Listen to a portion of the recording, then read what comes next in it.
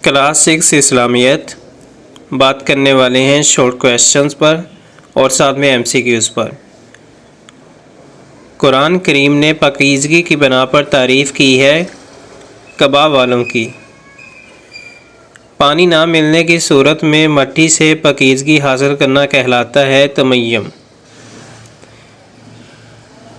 انسان کو میلا کر دیتی ہے بری سوچ۔ شطر کا معنی ہے نصف۔ وضو کے فرائض ہیں 4۔ قرآن مجید میں قبا بستی کے باشندوں کی کیوں تعریف کی گئی ہے؟ قرآن مجید میں قبا بستی میں رہنے والے مسلمانوں کی تعریف بیان کی گئی ہے اور اس کی وجہ یہ بیان کی گئی کہ وہ خوب پاک رہتے ہیں۔ ترجمہ لکھیں گے، واللہ یحب المطہرین، اور اللہ خوب پاک رہنے والوں کو پسند فرماتا ہے۔ ترجمہ لکھیں گے، الطہور شطر الایمان، پاکیزگی نصف ایمان ہے۔ صحت مند اور تندرست رہنے کے لیے کن باتوں کا خیال رکھنا چاہیے؟ 3 باتیں لکھیں۔ باقاعدگی سے غسل کرنا، میلے کچیلے کپڑے تبدیل کرنا، دن میں کم از کم 2 بار دانت صاف کرنا، برش بھی استعمال کرنا چاہیے اور مسواک بھی۔ وضو کی اہمیت پر ایک حدیث لکھیں۔ نبی اکرم صلی اللہ علیہ وآلہ وسلم خاتم النبیین نے بغیر وضو کے نماز قبول نہیں ہوتی۔ انہوں نے فرمایا بغیر وضو کے نماز قبول نہیں ہوتی۔ نماز کی فرضیت و اہمیت۔ صلاۃ کا لفظی معنی ہے ارادہ کرنا، رک جانا، دعا یا پاک ہونا۔ صلاۃ کا مطلب ہے دعا۔ نماز فرض ہوئی معراج کے موقع پر۔ قرآن مجید میں سب سے زیادہ حکم آتا ہے نماز پڑھنے کا۔ اسلام کے بنیادی ستون ہیں 5: کلمہ، نماز، روزہ، زکوٰۃ، حج۔ نماز باجماعت بہترین نظارہ ہے اتحاد ملی کا۔ سب لوگ ایک ساتھ جب اکٹھے ہوتے ہیں اور نماز پڑھتے ہیں۔ نماز سے کیا مراد ہے؟ نماز کو عربی میں صلاۃ کہتے ہیں۔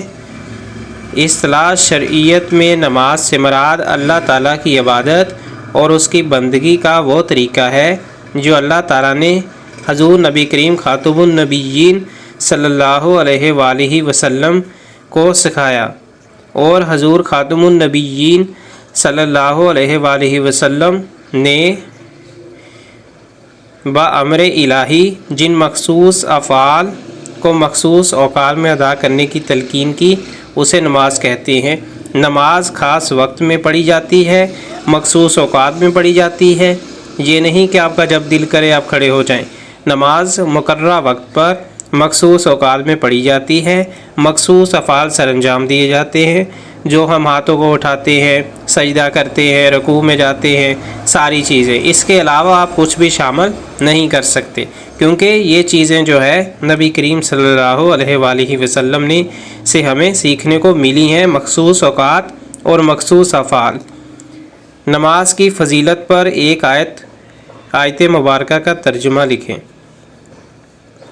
اور نماز قائم کرو اور زکوٰۃ ادا کرو۔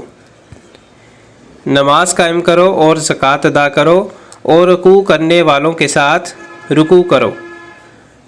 نماز کی فضیلت پر ایک حدیث مبارکہ کا ترجمہ لکھیں گے۔